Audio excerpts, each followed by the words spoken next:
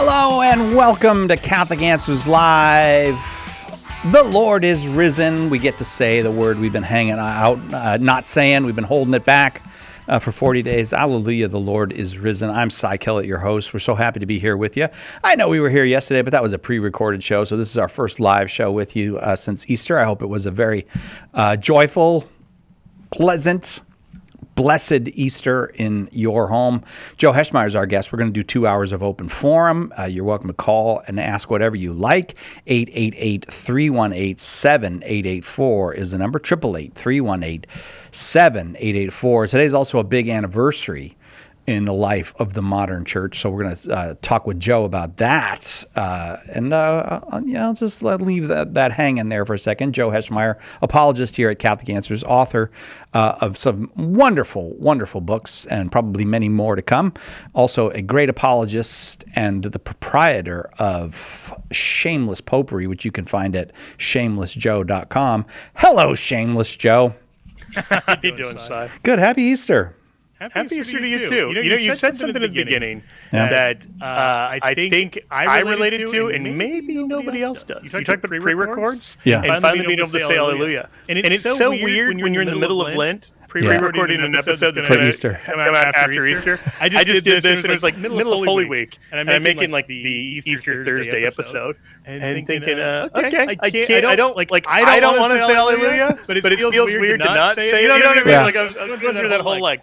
It's weird. Look, it feels weird. It doesn't feel like you're doing the right thing because it's Lent, and there you are just and then it's hard to go back to the Lent thing, you know. Yes, it is. Exactly. It's not good to crack that. But one time I had to record on Ash Wednesday, and it wasn't for the Easter season, but it was when Father Hugh was here, and I said, Father, I really don't feel like I should wear these ashes because this show is broadcast in 2 weeks. Can I take the ashes off? He goes, yeah, I'll give you more before the next show.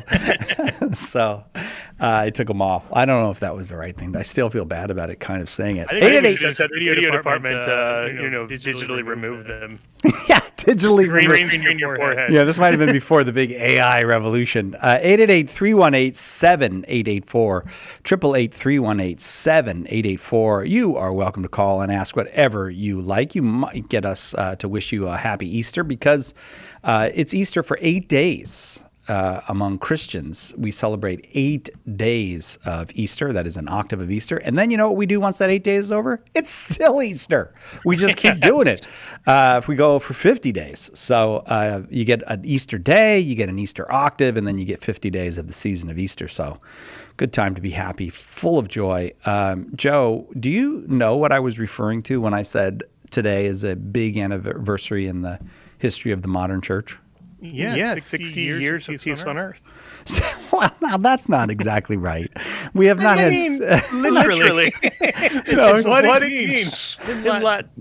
I mean, in one sense, yes, 60 years of peace on earth. But if you've been awake for the last 60 years, you realize there have not been 60 years of peace on earth. But on this date, in 1963, Pope John, now Pope St. John the 23rd, issued what Pope Benedict later called an immortal encyclical called Peace on Earth, Pacem in Terris. And it's really quite an extraordinary document and quite an important event in the life of a church, in the life of this church, because, you know, here's this 76-year-old guy. He gets elected pope. Everybody says he's the caretaker pope. And then he puts out a document called Mater and Magistra, which is a revolutionary, not revolutionary, but a very important document.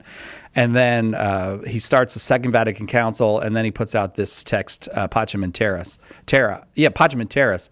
And then 60 days later, he died. What an extraordinary papacy. Yeah, I mean, it really was revolutionary. And I think in a very positive sense. But reading it, I don't know, it's a really remarkable document. Because one of the things that I'm struck by is how it's both responding to the religious impulse at the time, and the kind of cultural moment, which is that people were very much worried about World War III, very much worried about nuclear war. But there was also this clamoring for world peace. And the Pope, I think, quite presciently said, okay, well, let's talk seriously about that. If you ever wanted world peace, what would actually have to happen? Yes. And he lays it out. And so I think it's That's a great point, Joe. I think looking back, it has this reputation maybe from people who are critics of the Pope of being a little too idealistic. And I don't think it is. I think he's saying to the idealists, okay, like almost, this is going to be a very strange comparison. The Beatles song Revolution? Yes, I do know. Where John Lennon's both like, versions. You say you want a revolution, or whoever sings it. And it's just like he's tapping into, okay, so you've got this revolutionary impulse, but there's actually something a little dangerous there that, you're talking about Chairman Mao, you're talking about all this stuff. Well, likewise, I think the Pope is saying, okay, there's this revolutionary, idealistic desire for world peace. And if it is separated from the love of God and from obedience to the moral order, that's really destructive. And so rather, like, the fulfillment of that is found in actually listening to the order of the world as created by God and being in relation with Him. I don't know. It's a remarkable kind of document. People always say it's the anti-war document or the anti-nuclear document. I counted today 109 paragraphs before he mentions nuclear weapons. 109 paragraphs of how to here's the first sentence of it, and it just gives you an idea. This is one of the most beautiful sentences that I've ever read in a papal encyclical, and this is the first one. Peace on earth, which man throughout the ages has so longed for and sought after, can never be established, never guaranteed, except by the diligent observance of the divinely established order. That is the Catholic teaching on peace right there. That is, That's as perfectly stated and as concisely and beautifully stated as it could be. Really an extraordinary, extraordinary document. I want to say one other thing about it, Joe, and get your take on it. Many of the encyclicals that have come out in recent decades are very difficult to read. I was struck by this exact same thing. A sixth grader could read readable. This. Yeah. Yes. Anybody could read it. In fact, I would encourage, if anyone listening to this is interested, and maybe you've been put off by more recent documents, and I don't mean this as a knock on any, but Pope Francis, Pope Benedict, and in a special way, Pope St. John Paul II had a real love for what are often long and wordy document. Oh, my Lord. I love Pope John Paul, but he says it, and then he says it again, and then he says it a third way, and then he sums it up. You just, after a while, you're just exhausted reading his encyclicals. It's funny because he is in some ways the most Italian Pope. John the 23rd? No, John Paul II. John Paul II. Because he just walks around an issue before he finally lands on it. And it's that circling the airport before you land the plane thing is such an Italian thing. And it's just you're not rushing to get to the point. And that's great in conversation, and it's great if you're, aware of kind of the thing he's talking about. So for instance, like when John Paul II is talking about suffering, and he just spends such a long time going into all the different dimensions of suffering and approaching it from all these angles. It's a topic everybody knows about. And so it's incredibly relatable. But when he's talking about some other thing that maybe you don't know about, and he just walks around it 20 times. Yeah.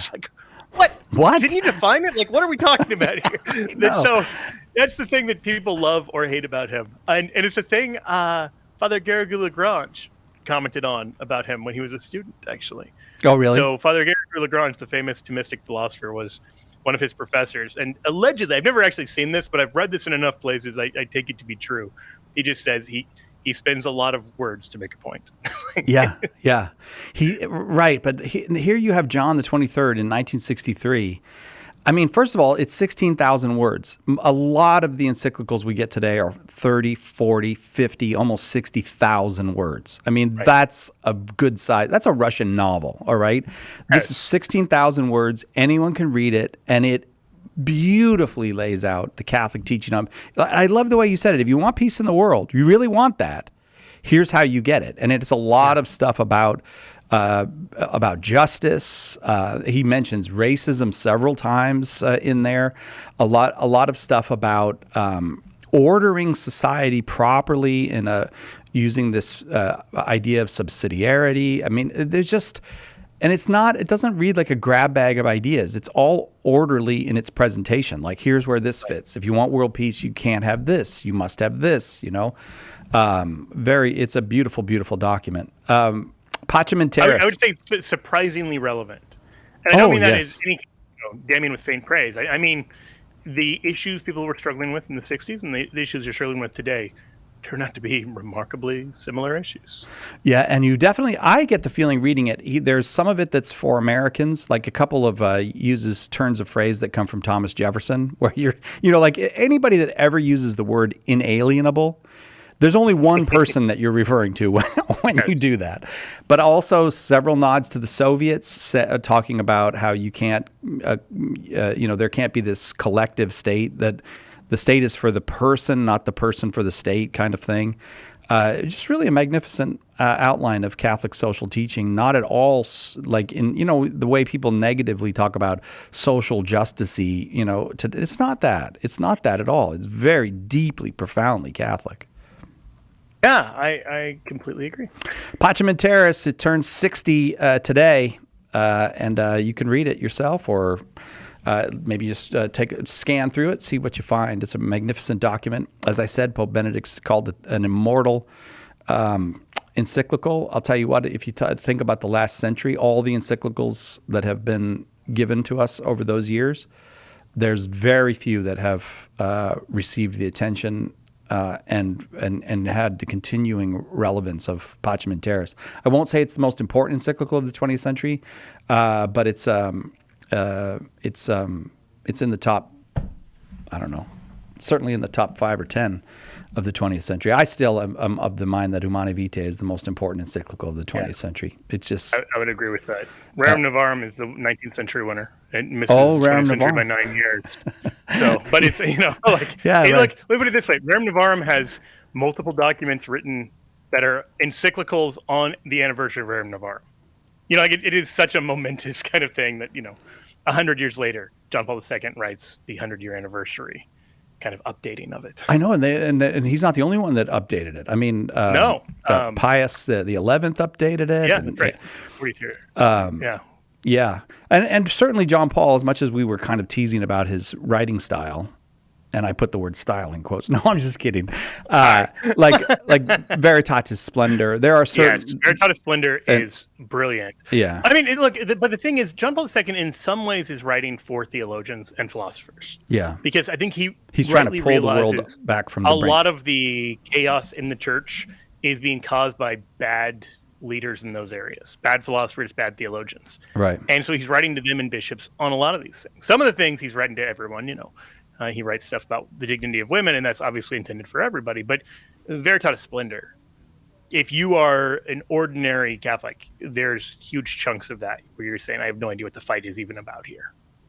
But if you are aware, then you're just saying, this is brilliant. This is exactly what needed to be said.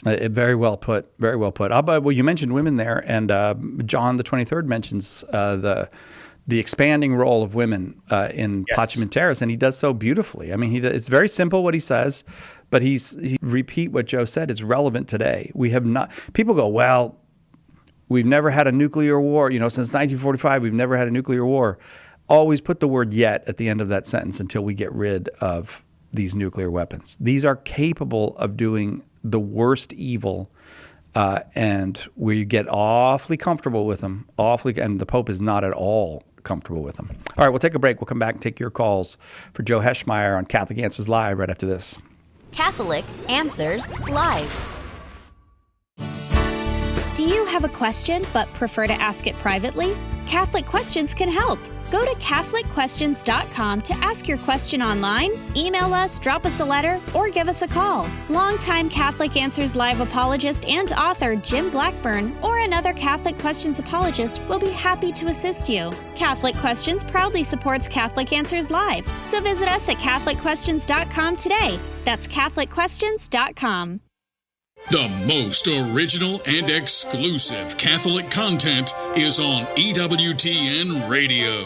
One time somebody said to me, why don't you air these people? And I said, no, because I don't think they're Catholic. He says, by what right do you have to say that? I said, I own the network. Mother Angelica Live Classics. Tonight, 8 Eastern on EWTN Television and Radio.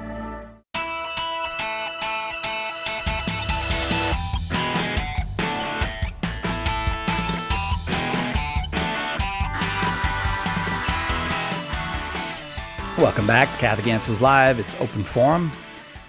It's Easter time, and we're glad you're here. Thanks very much for being here with us. If you want to ask Joe a question, you're welcome to call 888-318-7884. We start out in Florida today. Robert in Florida, watching on YouTube. You are numero uno.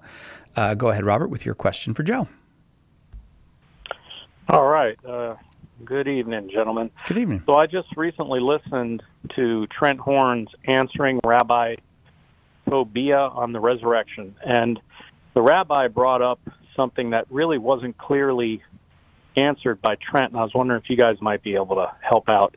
The rabbi said when the women who discovered the tomb discovered it empty, they had done so because they went there to prepare the body, per Bible.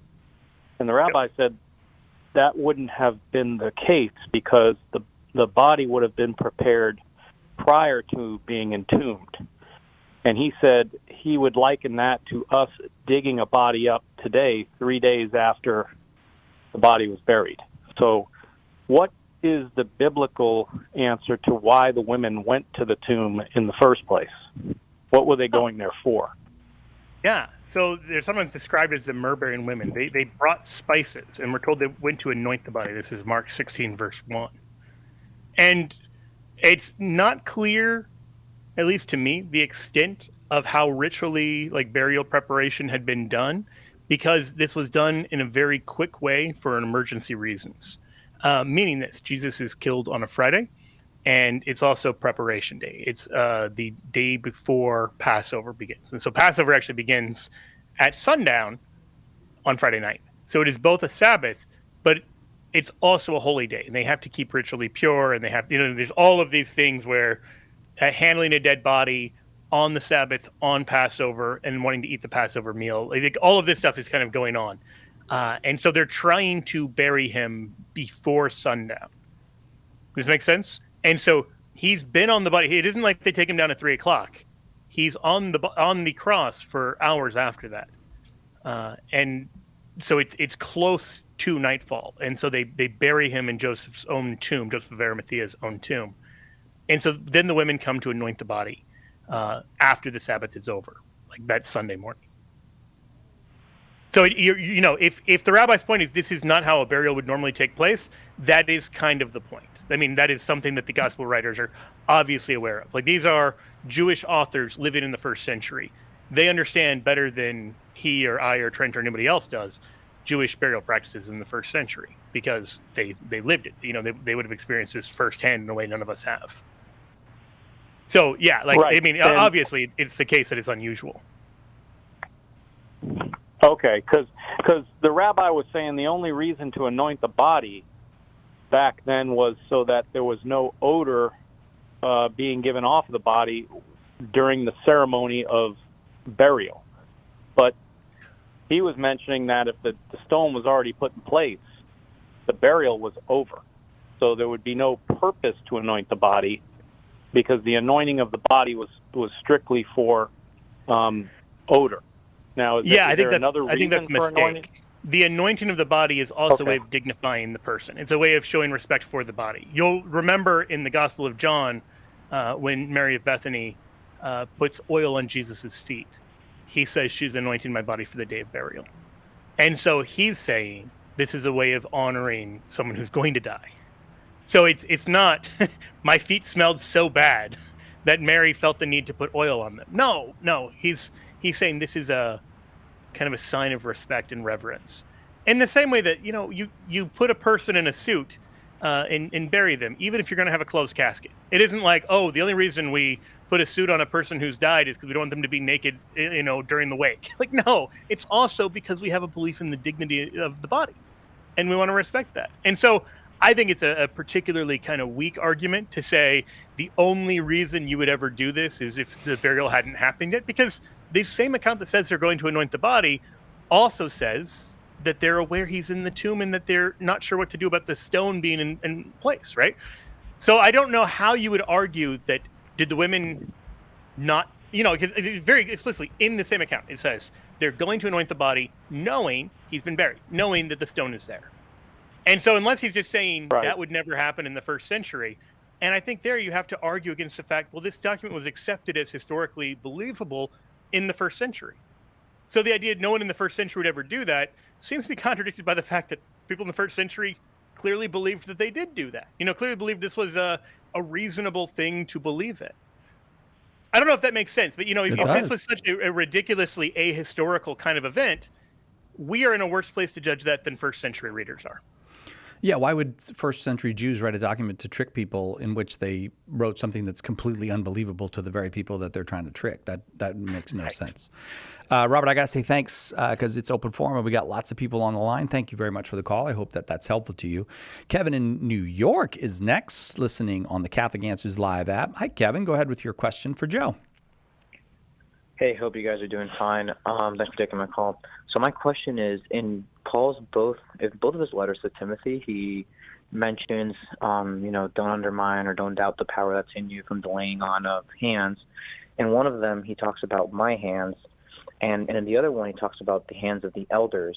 And so I guess, are they mutual? Like, there's obviously not a contradiction, right? Because the Bible has no contradictions, but how do we understand that? Which ones are they talking both about ordination or confirmation, or what's up there? Yeah. So let me pull the reference. So there's actually two references that I can think of. One in 1 Timothy 5, verse 22. He tells Timothy, "Do not be hasty in the laying on of hands, nor participate in another man's sentence. Keep yourself pure." That is very clearly about ordination. And then, so in 1 Timothy 4, he refers to when the elders laid their hands upon you.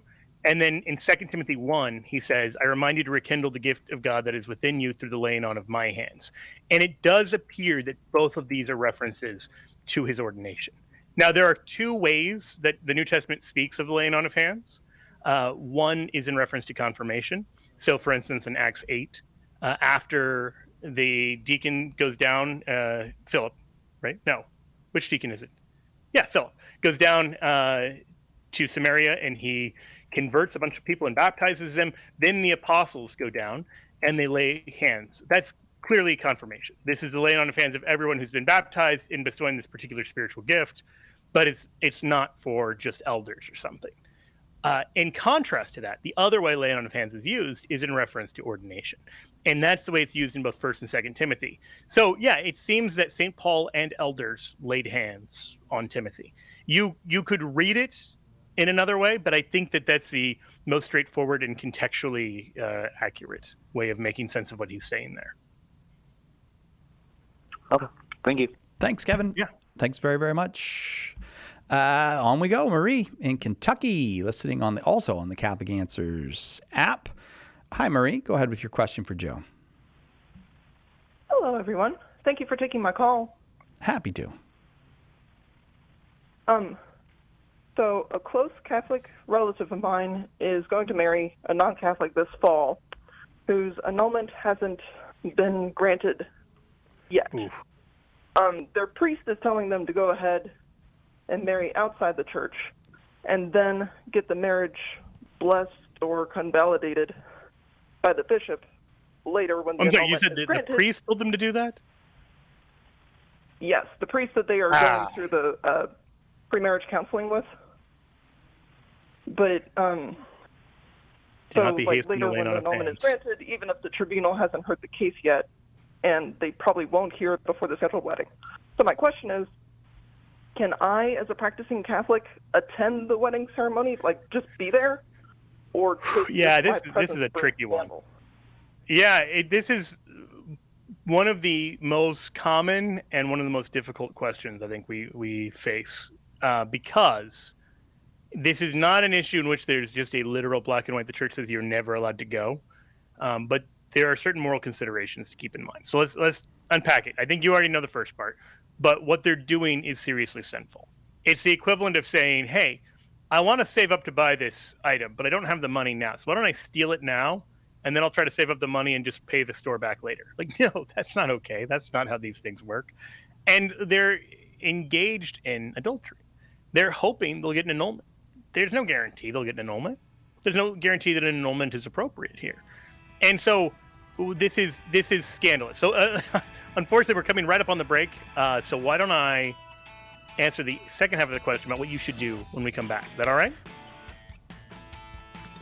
All right, I think so. Hang on, Marie. We'll be right back. We'll get the second half of the answer. It's open forum. Joe Heschmeyer is our guest. Right back with more after this.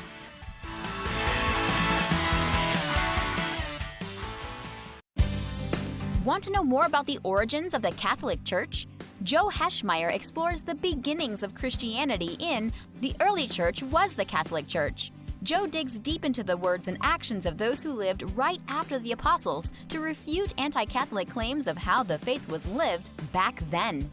Order your copy of The Early Church Was the Catholic Church today at shop.catholic.com or get it at a good Catholic bookstore near you.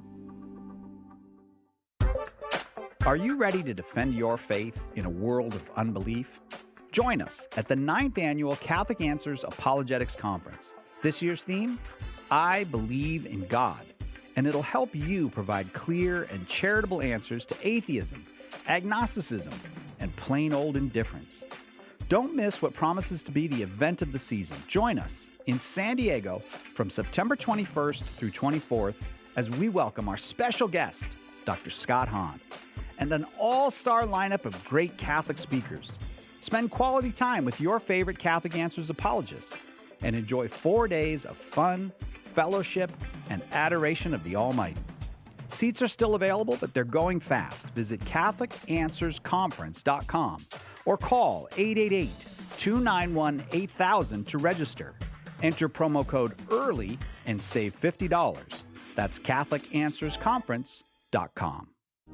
If you're not a Bible scholar, the full message of how the Sunday Mass readings fit together can be tough to comprehend. Apologist Carlo Broussard is here to help. Join Carlo every Friday for the Sunday Catholic Word podcast. In each episode, he unpacks the scripture readings for that Sunday and brings them all together so you can better understand and defend the faith. Visit SundayCatholicWord.com to subscribe. That's SundayCatholicWord.com.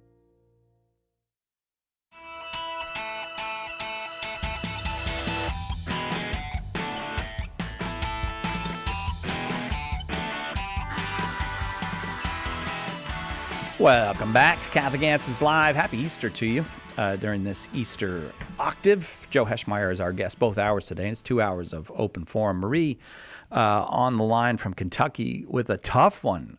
She's wanted to know, should she be attending a wedding between a Catholic and a non-Catholic?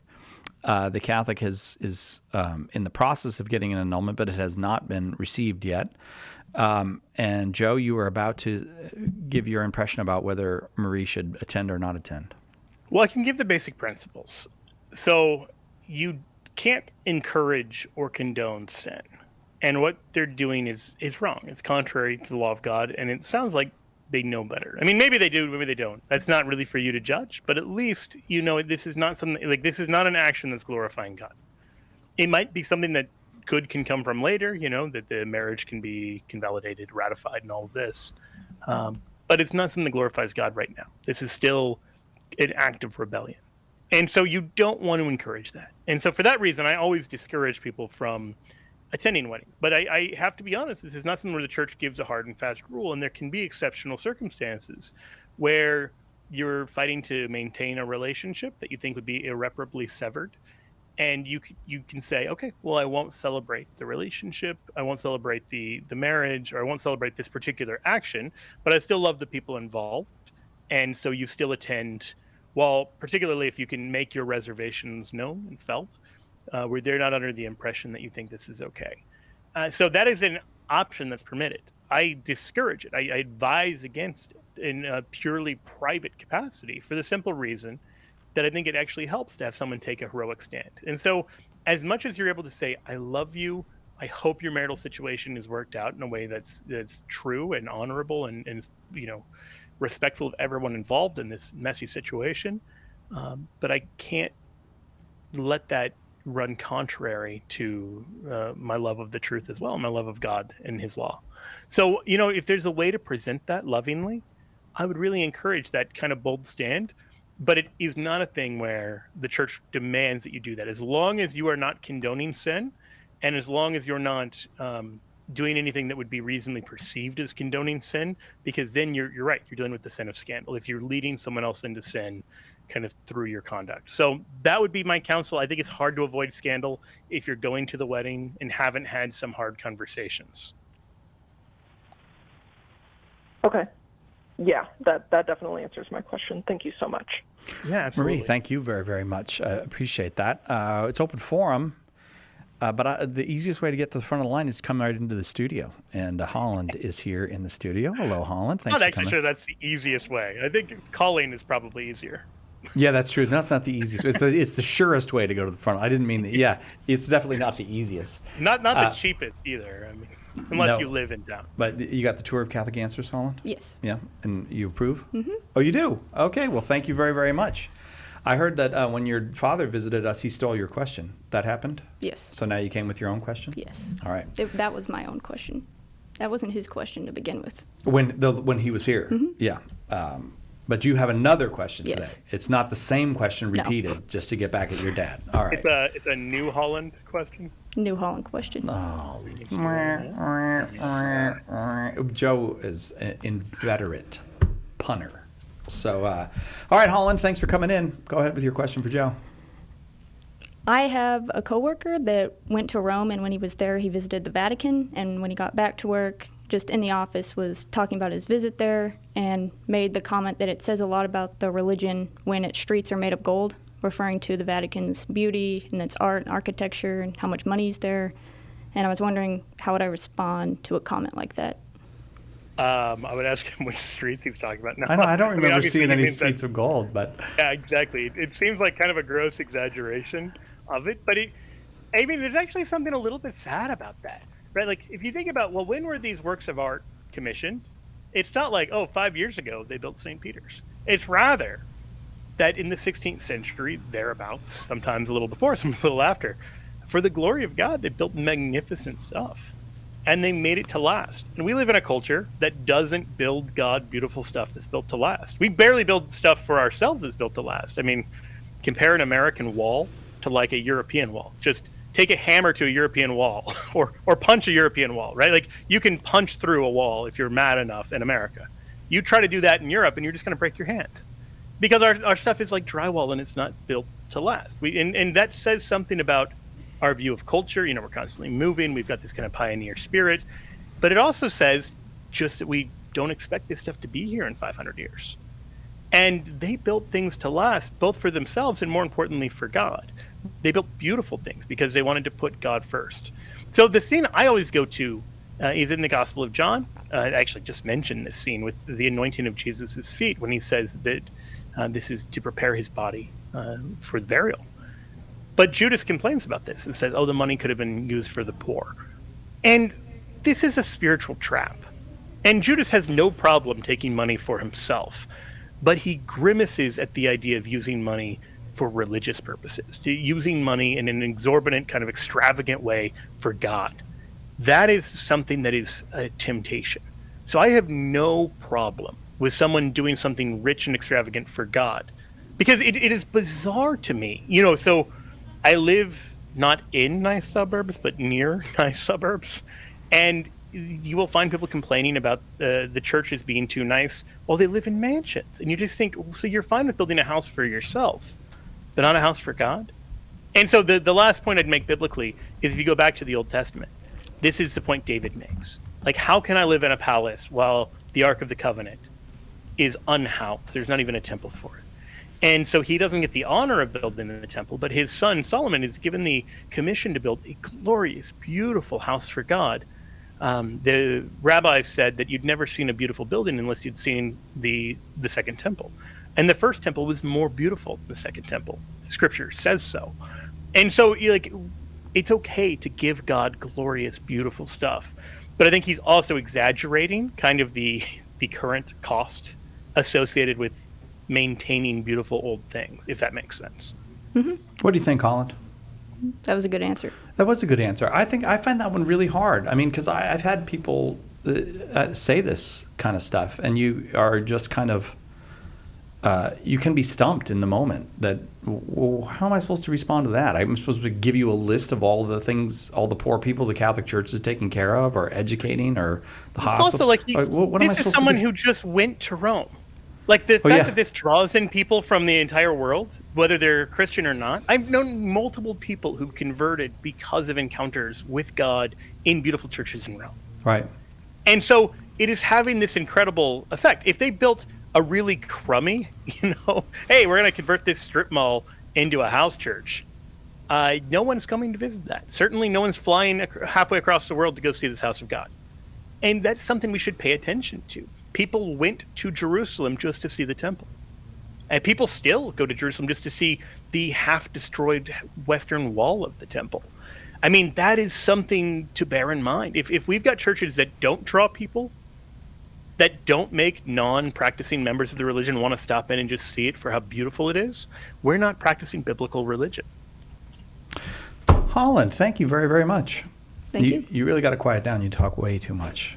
Could you just... Hey, I just wanted to point out, with 2 questions, that's double Dutch, right? No, I'm so sorry, Holland. I apologize. You've probably heard all of these before. And I've never heard that one before. Oh. Yes! What are you encouraging him for? Thank you, Holland. Thanks for coming in. I'm going to go to Lisa in Oklahoma City, listening on Oklahoma Catholic Radio. Lisa, we're glad you're here. Go ahead with your question for Joe Heschmeyer. Oh, thank you. It's about Leviticus 27:29. Oh, another one of those. Oh, if I have heard one question about Leviticus 27:29. All right, go ahead. Oh, have you gotten a question about this verse before? No, I'm totally just teasing I'm you. just playing around. Sorry.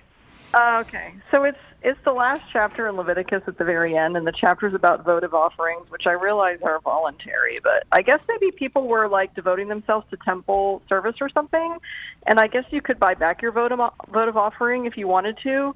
But verse 29 specifically says that people devoted to the Lord shall not be redeemed, but shall surely be put to death. And I was wondering what the Lord meant by that. Yeah, it is a confusing passage. I want to just start with that. My best understanding is that it's just saying this is a lifelong thing. Like, if you're going to make this, no, it's non-negotiable. This is not something you're going to be released from, this kind of vow to God. These days, like with religious vows, you can be dispensed from them. Or, even if you are ordained a priest, if you're struggling to live celibacy well, or if you're struggling for whatever reason with your vocation, in certain circumstances, you can be laicized. Now, there's something about that doesn't actually go away. There's this indelible mark that still happens. And so my understanding is that this kind of devotion, it's trying to really drive home, not we need to kill people who break their vows, but you do not break this vow. Like, this is an unbreakable vow you're going to make before God. And I think the encouragement there is don't take this lightly. Don't rashly vow yourself or anything you have to God, because you're never getting it back. That's very helpful. Thank you so much, Joe. Yeah, you bet. Thanks, Lisa. That takes us right to the break. We'll take a quick break. Be right back with more Open Forum on Catholic Answers Live with Joe Heschmeyer right after this. There's only one Catholic Answers Live. Underwriting for Catholic Answers Live is provided by Real Estate for Life. Real Estate for Life connects home buyers and sellers to real estate agents while supporting pro-life organizations. On the web at realestateforlife.org. Do you love praying for people? Have you ever wanted to use your gift of prayer to share Jesus with others and build up the body of Christ? Start a public prayer station with St. Paul Street Evangelization. Listen to people's needs, pray with them, or invite them to meet you at church. St. Paul Street Evangelization can help you get started. Find out how at streetevangelization.com. That's streetevangelization.com.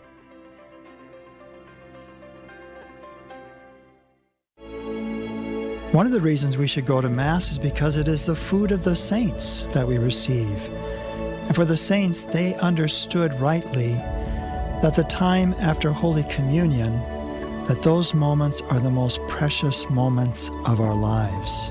The Holy Sacrifice of the Mass, live from the EWTN Chapel, every morning, 8 Eastern, on EWTN Radio and Television.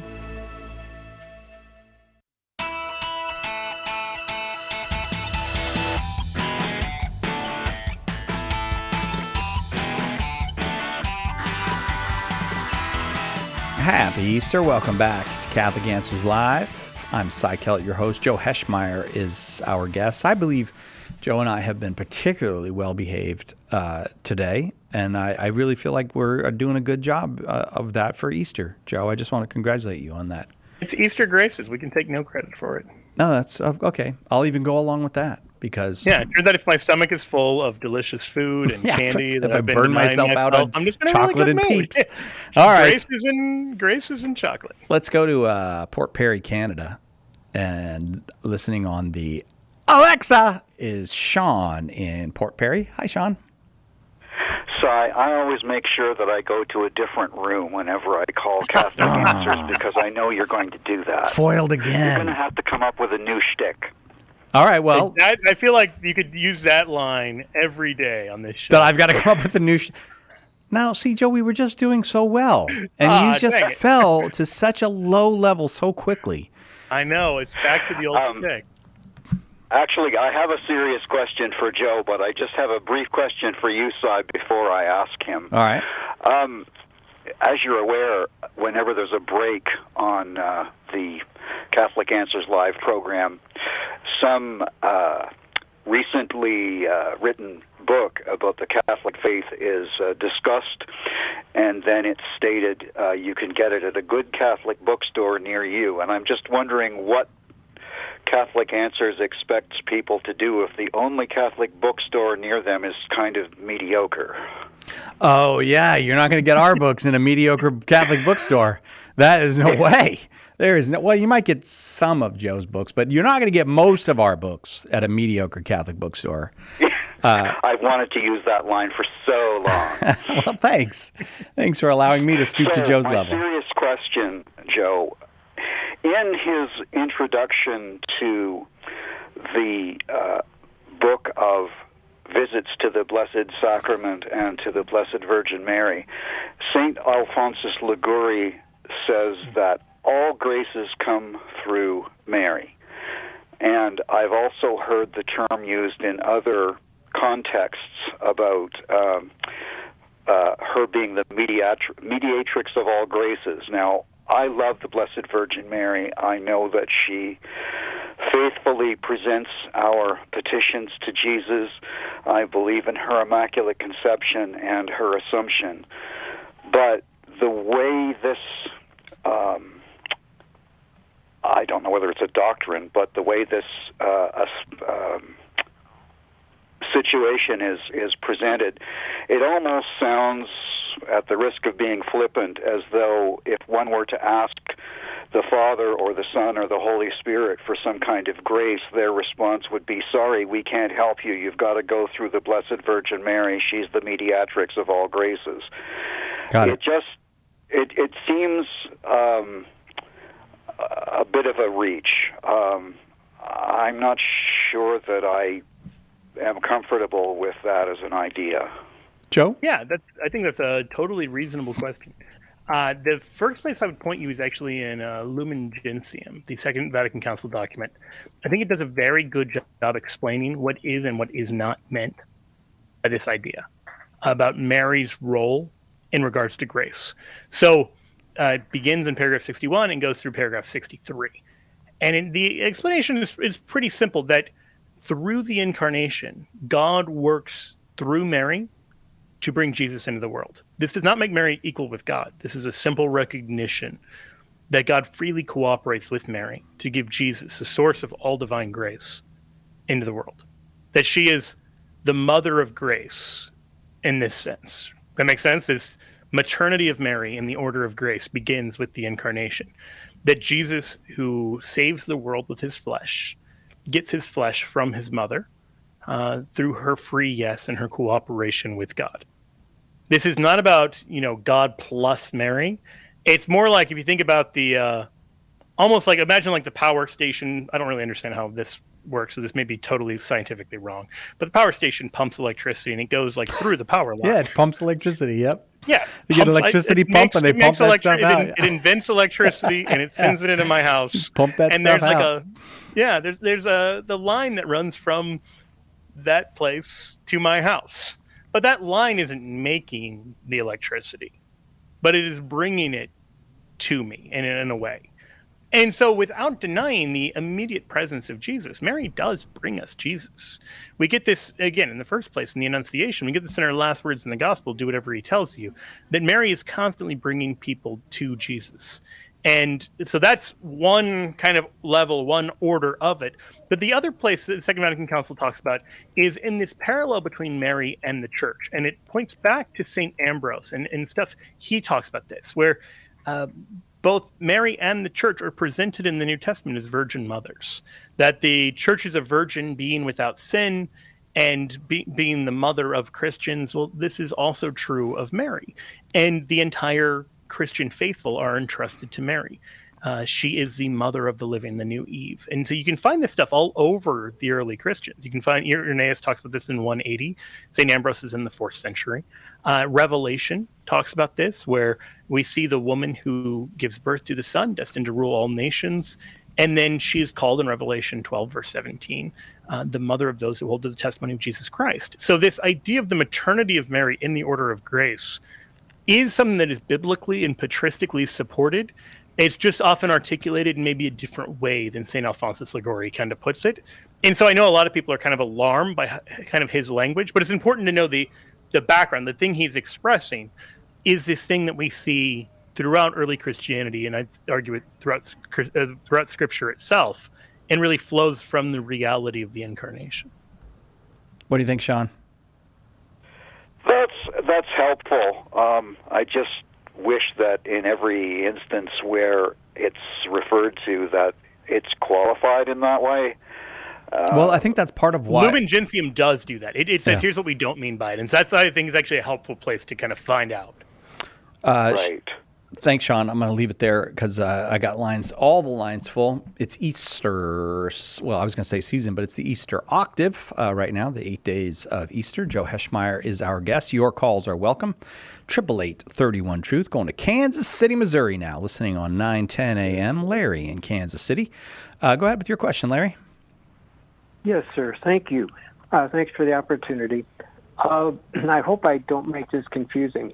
I'm trying to emphasize the circumstances under which Jesus was circumcised, starting with Zachary, when I guess his son, John the Baptist, was circumcised, I guess, and they wanted to name him John, and they said, well, there's no one in his family that would have had that name, so they asked Zachary. He had to write it down. His name is John, or will be John, and then all of a sudden Zachary can speak.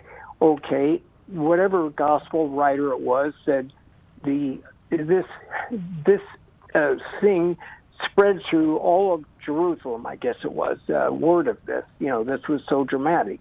Okay, then we come to Jesus' circumcision, and you have Anna, and I don't remember what they called her, a prophetess. Everyone knew she lived in the temple. She was a very spiritual, holy woman, probably had lived there for years.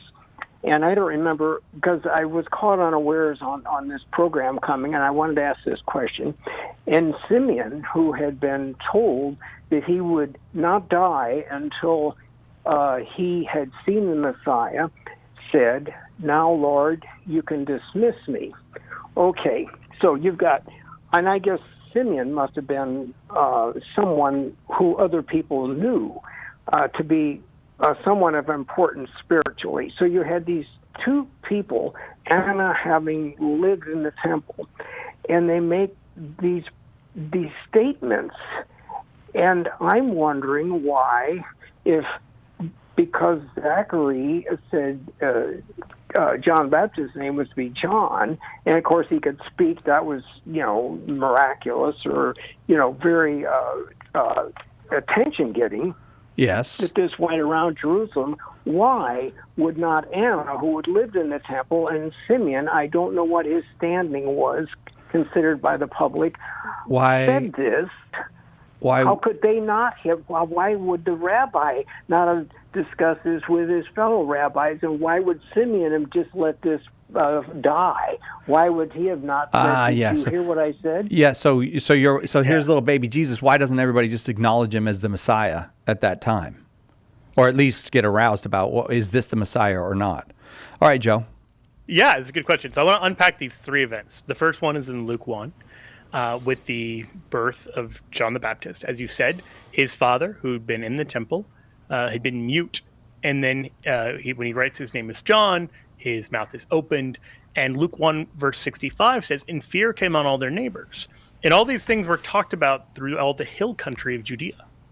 And all who heard them laid them up in their hearts, saying, what then will this child be? For the hand of the Lord was upon him. And so there's a clear sense that Zechariah's neighbors out in the hills realize something's important. But this is not Jerusalem. We're talking about a fairly sparsely populated area. So imagine something relatively rural, something relatively kind of out there. And so, yeah, people who know Zechariah, people who witnessed him not being able to talk and then able to talk would say, that's a miracle. But look, like you and I, Larry, we live in this same town. We're both Catholics. I don't believe I've ever met you. Now, if I have, it's going to be a very awkward kind of segue. But the fact is, you can have two devout Catholics in the same town, running in the same broad circles, and if something miraculous had happened to you, I bet I never would have heard about it. And that's with modern technology and modern means of communication. Well, go back to the first century. The people who know Zechariah well are going to realize the significance of this. The people who don't are going to say, yeah, the dad of the baby said the baby's name. What's remarkable about that at all? Here's this guy who seems totally able-bodied who said his son's name was John. And it doesn't look like a miracle unless you know the backstory, unless you know the person. Well, the second example is Anna. She doesn't live in the temple literally, but we're told she did not depart from the temple, meaning like she's there constantly. She's a church lady. And so she comes up and sees the baby and gives thanks to God. Well, again, you could go into your parish and find women who are there all the time, who are faithful, who are devoted, and who may have a sense that God has got a message for them. And I bet most of the people in the parish don't take them particularly seriously, even if they should. And so I'm imagining the same thing is probably true of Anna. Even if she's a holy woman, even if she's well respected, she's probably not transforming the world by, she's not writing an epistle. She's not, launching a new crusade. She's saying, I believe God is doing something with the baby. I think this baby is the Messiah. Okay, what proof do you have? What evidence? Well, there isn't any yet, but I know just in my heart. And then you've got Simeon. Simeon, by all accounts, just seems to be a holy guy who comes into the temple. He's not the high priest. He's not like some well-respected person. He comes into the temple, which is a large and bustling place, and he comes and picks up a stranger's baby, and he prays a blessing over the baby about how this is the Messiah he's been waiting to see. So those are three holy people who are attuned to the Word of God, but none of them can prove. Well, the first one's a miracle about John the Baptist's father, and about John the Baptist being somebody special. That's not going to tell you anything about his cousin, Jesus. And then Anna and Simeon, again, you have to be kind of attuned to the Holy Family, to kind of the situation on the ground, or this would have probably seemed unremarkable even for people who were in the temple that day. Larry, do you know Joe? Have you met? No. Oh, okay. If you were, look at that. I thought it was going to be like, No. Joe, it's the pastor of your church. I know a couple Catholic Larrys who didn't sound like either of them. So, all right, Larry, you can probably hear the music. That means we got to go for this hour. But as long as they keep pumping electricity, we'll do another hour of Catholic Answers Live with Joe Heschmeyer, science major Joe Heschmeyer. Right after this, Joe, of course, is the proprietor of Shameless Popery. It's a podcast, Shameless Popery. You can find it at shamelessjoe.com. I'll ask Joe what's coming up this week when we come back. And we will be right back. Oh, there's just one line open. So if you want to give the call now, 888-318-7884. If you're on the line already, hang on. We're going to be right back with more Joe Heschmeyer on Catholic Answers Live.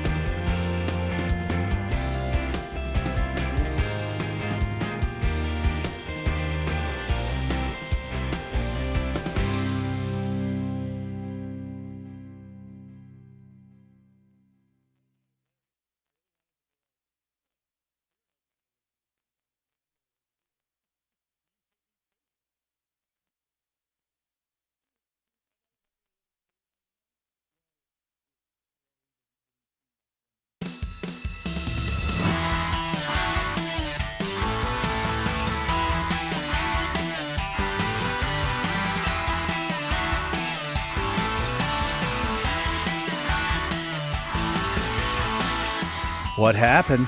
It got exciting there for a second. Welcome back to Catholic Answers Live. I'm Cy Kellett, your host. Joe Heschmeyer is our guest. Maybe it was just my headphones going in and out. I don't know. It sounded a little psychedelic there for a second. Joe Heschmeyer, thanks for coming back for another hour. I'm only too happy to. Proprietor of... I always want to say proprietor of the Shameless Joe podcast, so I get myself all crossed up. But you are the proprietor of the Shameless Popery podcast. You yourself are Shameless Joe.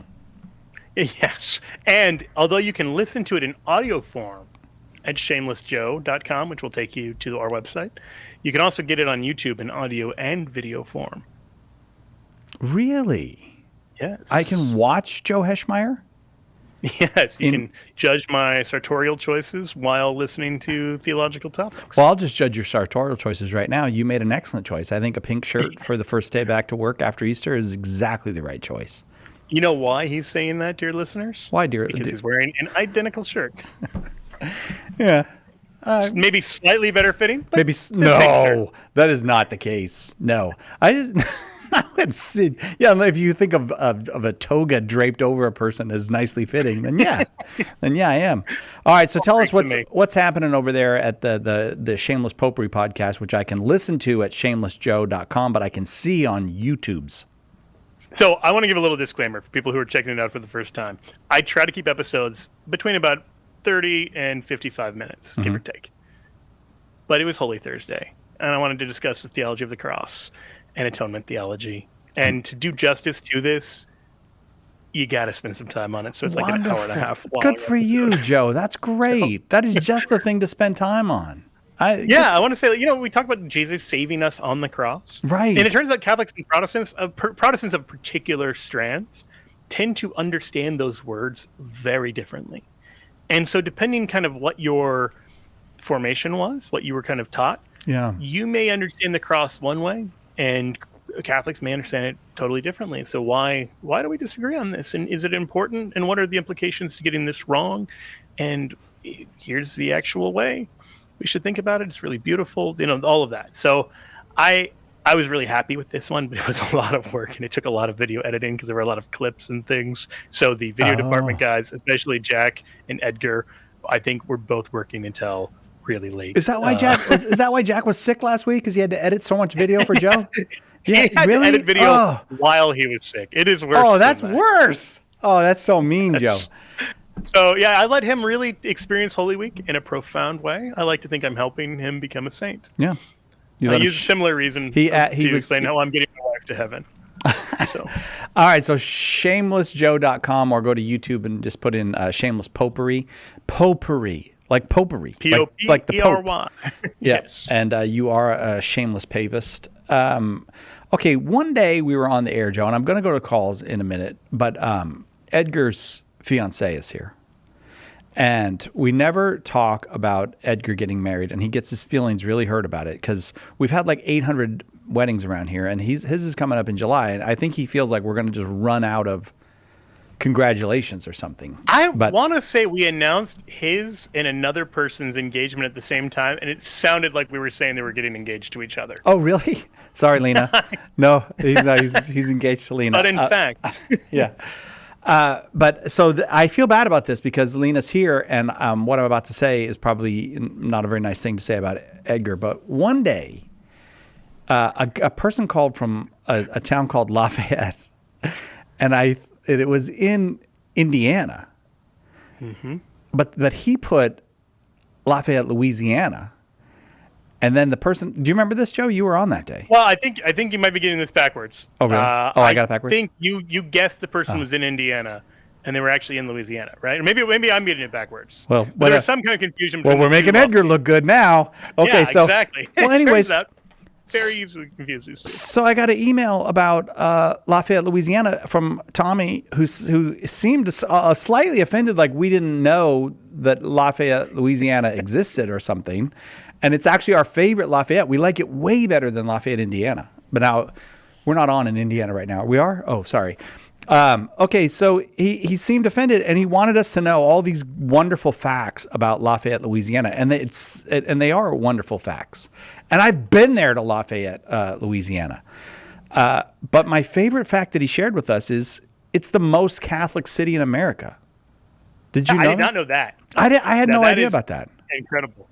I'll say in my own very limited defense, although I wasn't sure which Lafayette it was that they were calling from, I'm familiar with Lafayette, Louisiana, because I was in seminary with now Father Ben Pete, who spells his name like Peachtree, but pronounces it the French way because of the Cajun culture down there. Those Cajuns, yeah. If I remember, I in Lafayette in the airport, and now Tommy can write about this, but the announcements at the airport, you know how it's like, do not park in the yellow zone or whatever, and they're in both French and English. And it's a nice Cajun French that they say them in. And I mean, it's an airport, so I couldn't understand them in either language. I mean, you can't tell what they're saying in those things.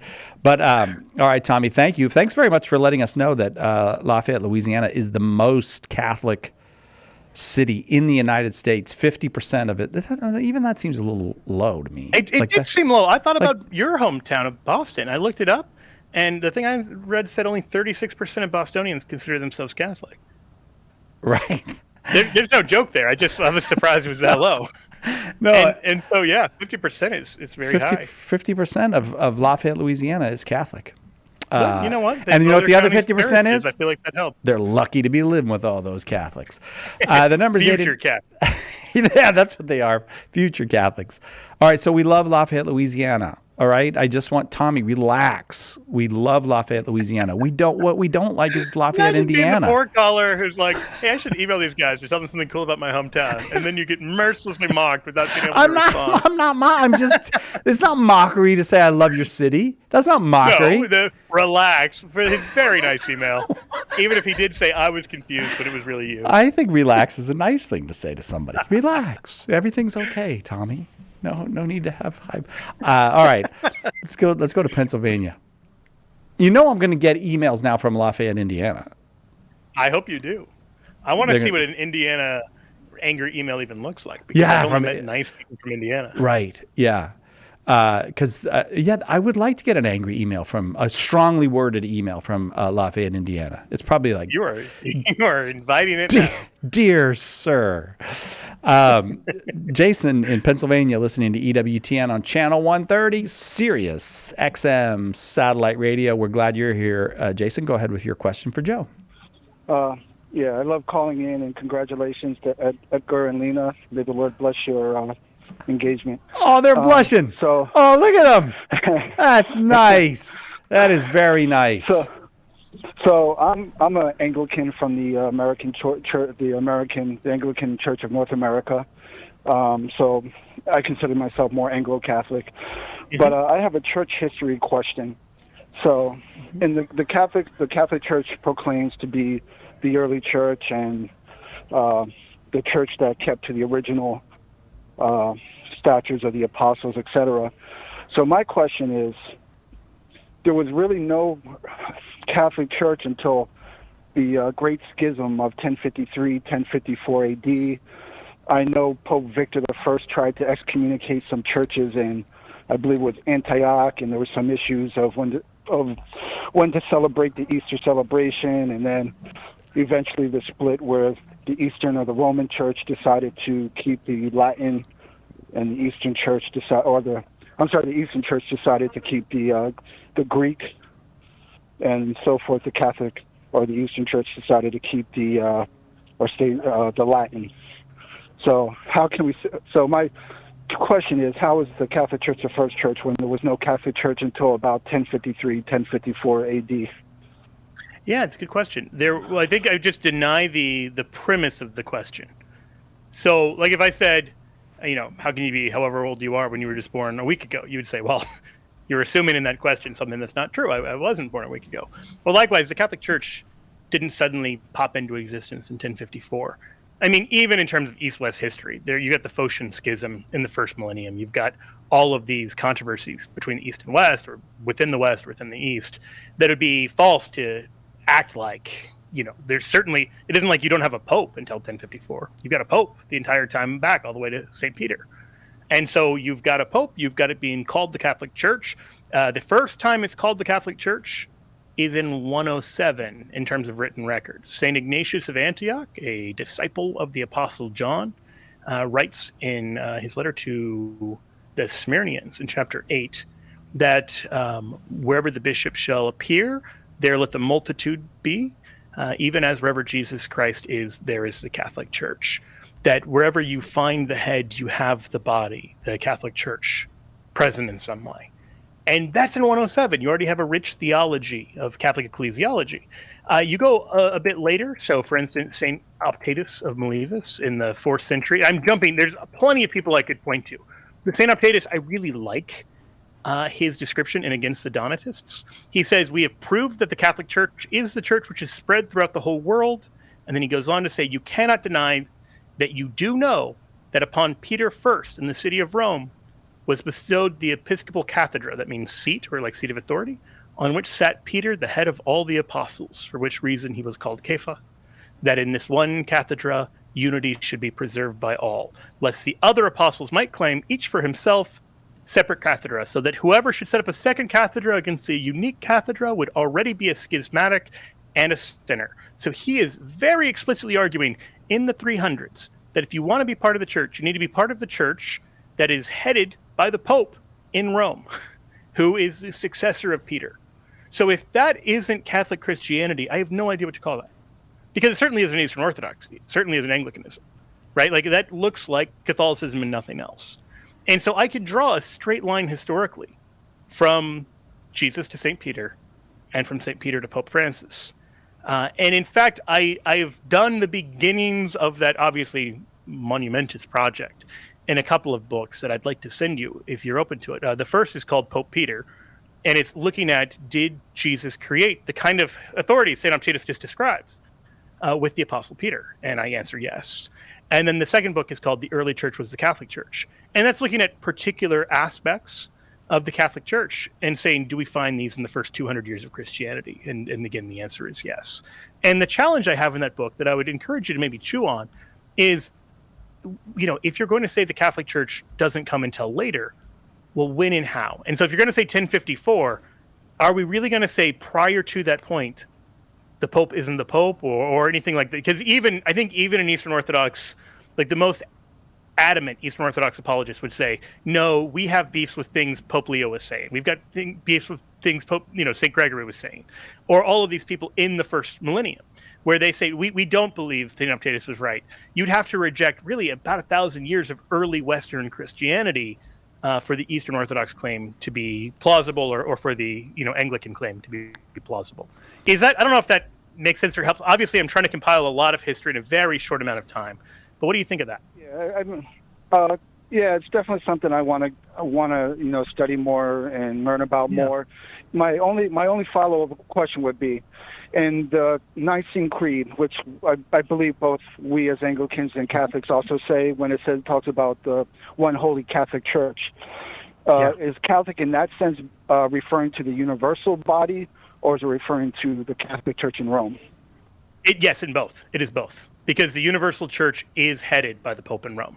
That's what St. Optatus talks about. When he talks about the Catholic Church, when Ignatius of Antioch talks about the Catholic Church, we have in mind the same thing that I today would say by the Catholic Church. It never meant all Christians everywhere. You would have no need to define that.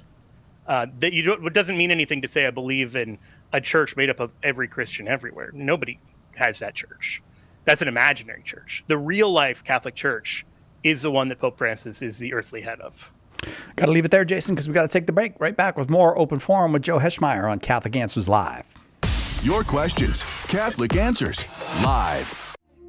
Underwriting for Catholic Answers Live is provided by Real Estate for Life. Real Estate for Life connects homebuyers and sellers to real estate agents while supporting pro-life organizations. On the web at realestateforlife.org. EWTN, helping people grow in their love and understanding of God. First of all, I'd like to tell you that this is the first time I've ever heard your program. It's actually the first time I've ever heard EWTN radio. I watch it on television all the time. But something told me today to turn this on, and I found you. Sure. I will tune in again.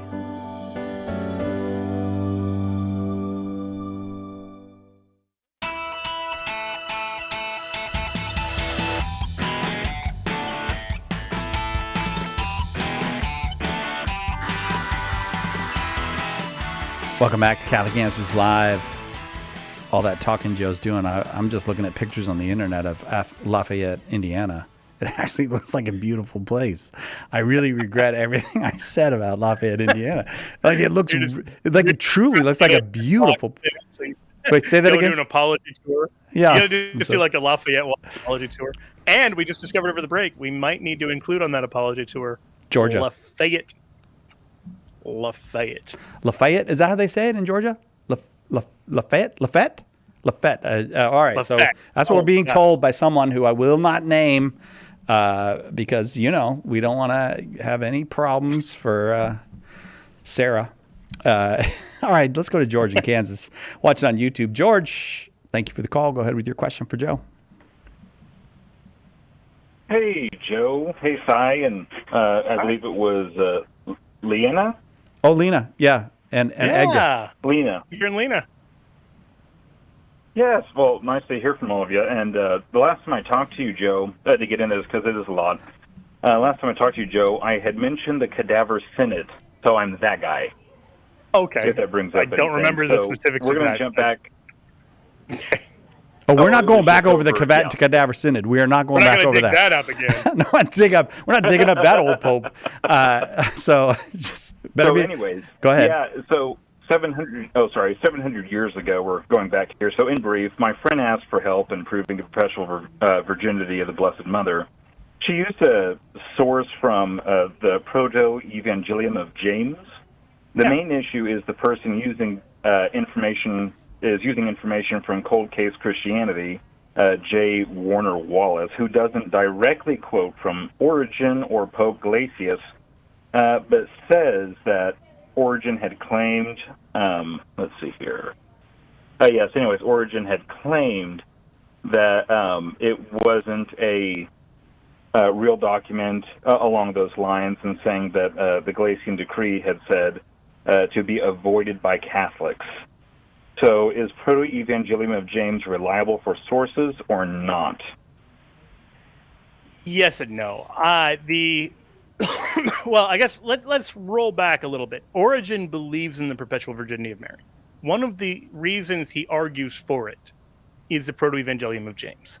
The Proto-Evangelium of James, if people aren't aware of this, was a story written about the early years of Jesus' life. That is ascribed to but wasn't really written by St. James. And it's an interesting story. It's kind of trying to tell the story of these early years that go pretty unremarked upon in the New Testament. There are interesting historical details in that actually can give us a little bit of insight because it is an old work. I would argue it's an old work of fiction, but nevertheless can tell us true things about just what Jewish life and early Christian life looked like. So it can be kind of revealing in that way. I don't know if that makes sense, but in the same way that like Shakespeare's works can give us an insight into kind of like the culture of his day, I would use it in that way. The West has always been skeptical of the document. It was actually banned in the West for a while. And so certain things about it, St. Joseph is depicted as an old man. A lot of Western Christians say, no, that's probably not true. He was probably a much younger man, maybe in his 30s. So there are some details that it probably gets wrong. It's not inspired. It's something that you can take or leave. But the fact that it is exploring kind of why Mary had taken this vow of perpetual virginity is answering questions raised by the Bible itself. Namely this: under Jewish law, Mary and Joseph are already married by the time the angel Gabriel comes.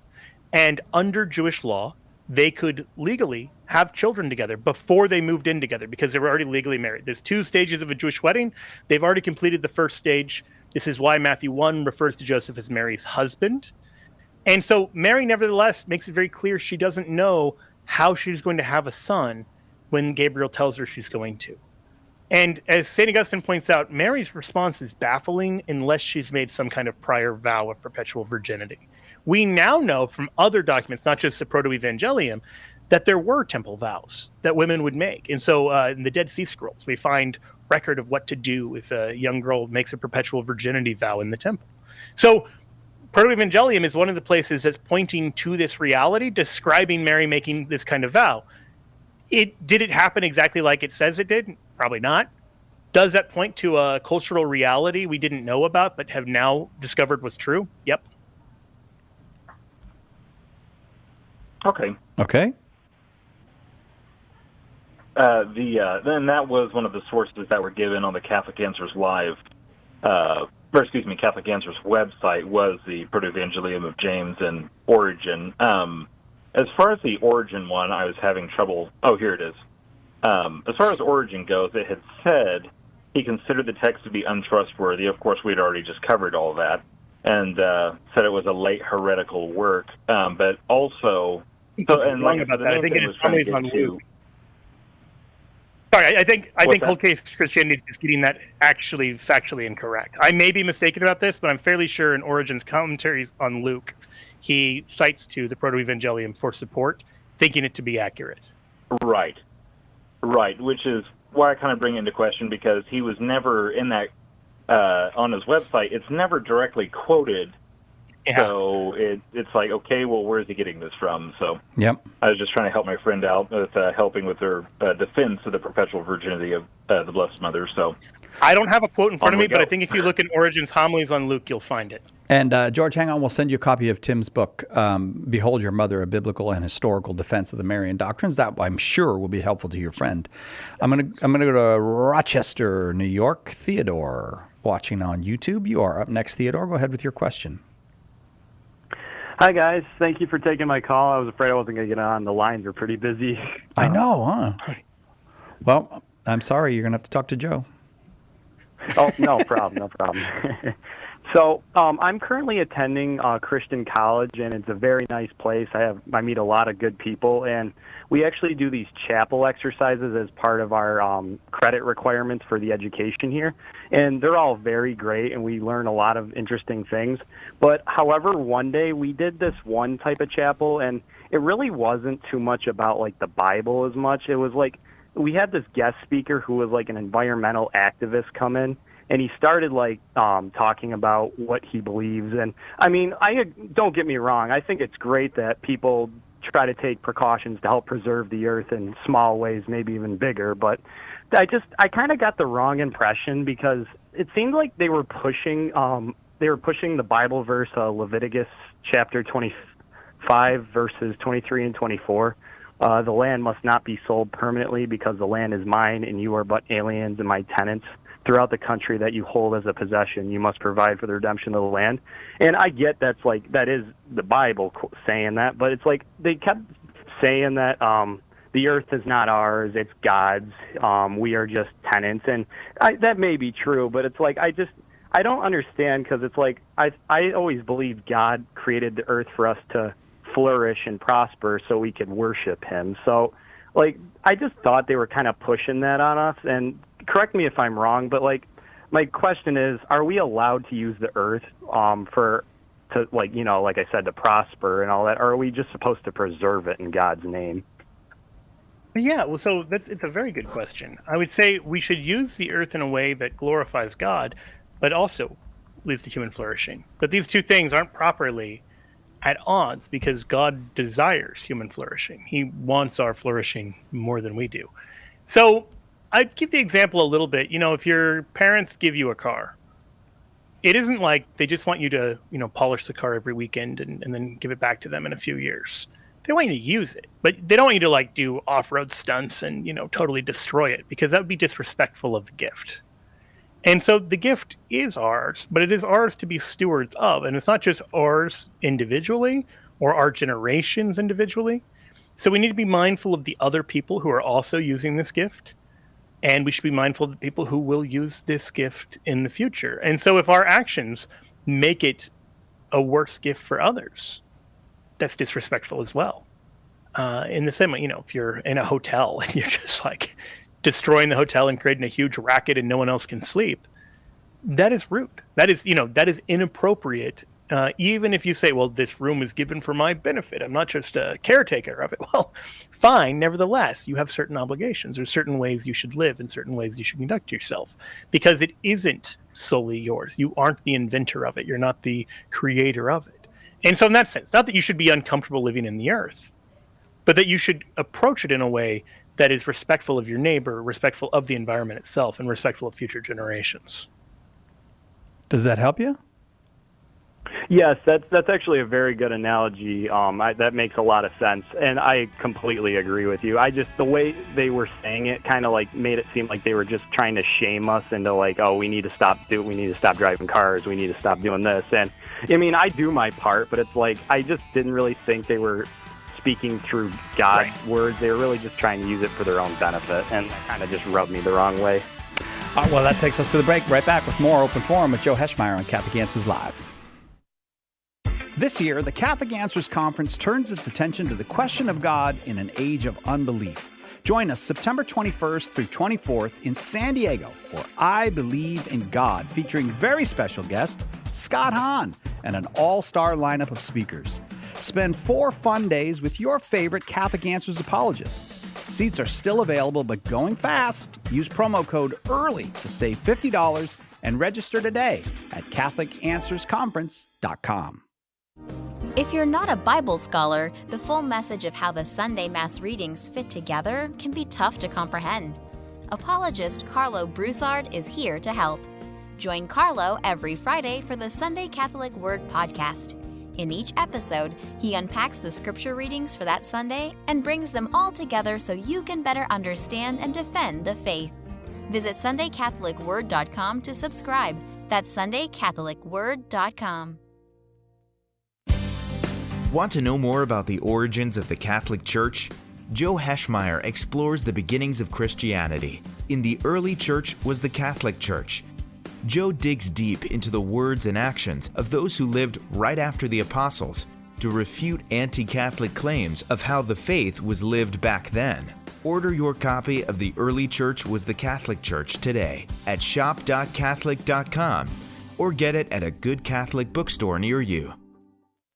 As Catholic apologetics have gotten stronger, Protestant responses have gotten stronger as well. And now they have their own answers to rebut the standard Catholic proofs. Don't fret, we've got you covered. In his new book, Meeting the Protestant Response, apologist Carlo Broussard gives well-reasoned biblical answers to Protestant comebacks. Order your copy of Meeting the Protestant Response today at shop.catholic.com or ask for it at a good Catholic bookstore near you.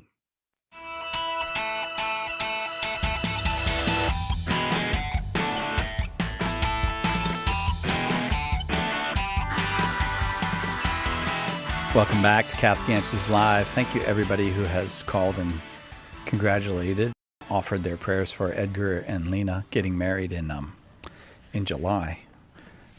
Why are you? What am I saying something wrong, Sarah? Did I say something? Oh, you don't want me to talk about it anymore, Edgar? But send gifts. That's what Edgar wants. Edgar just wants gifts. You can make them out to Signed Kellett. Yeah, but just make them out to me. SQA. Sure, yeah. And I will make sure they get to Edgar.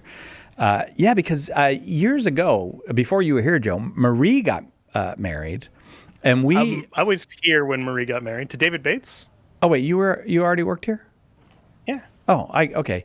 Years ago, when you were new here, yes. We went all the way through the engagement on the air with David and Marie, then the wedding with David and Marie. And the month they got married, the month before, anybody who promised to say a prayer for them, we sent a book to. So we'll probably have to do that for Edgar. And, not an expensive book, probably not a good one, something like Pope Peter or I don't know. Exactly. Oh, I'm sorry, Joe. And then they had a baby. We went all the way through, and then they moved away, and we haven't heard from them since. But we're going to do that again with Edgar. I stayed at their house. I can attest. They're in La Crosse, beautiful home. In La Crosse, Wisconsin? Yeah. Or La Crosse, Louisiana? Very good question. Oh, is that your Venmo name? That you're giving me your Venmo name? Thank you, Edgar. I'm going to learn how to use Venmo just so I can give you money, Edgar. 888-318-7884 is the number. There's a lot of weddings around here. If you want your kid to get married, send them to work at Catholic Answers. We do have a lot of weddings around here. And babies and all kinds of good stuff. Theodore No, we just did that. Sorry, Theodore. I thought there was another Theodore here. Gretchen in Grand Rapids, Michigan, listening on 1040 AM. Gretchen, thank you for the call. Go ahead with your question for Joe. Thanks for taking my call. I'm a long-time listener, but it's my first time calling. So, last hour you answered a question saying that you wouldn't recommend attending a wedding of a Catholic that doesn't have an annulment because it could cause scandal. But you said that the Catholic Church has exceptions for things that, that could ruin relationships between, say, the bride and the groom. I understood from Thomistic moral ethics that the Catholic Church teaches that we can't attend weddings of this sort. Can you help me understand how to draw the line about attending weddings, and what sources can you provide about exceptions that the Catholic Church has about attending a wedding that typically wouldn't be permitted? It seems it's not that they have explicit exceptions. It's that previously it was explicitly forbidden, and it is no longer explicitly forbidden. The 1983 Code of Canon Law no longer has any kind of a demand that Catholics cannot attend invalid marriage ceremonies. So I guess it seems that if we make an exception for someone who doesn't have an annulment, for example,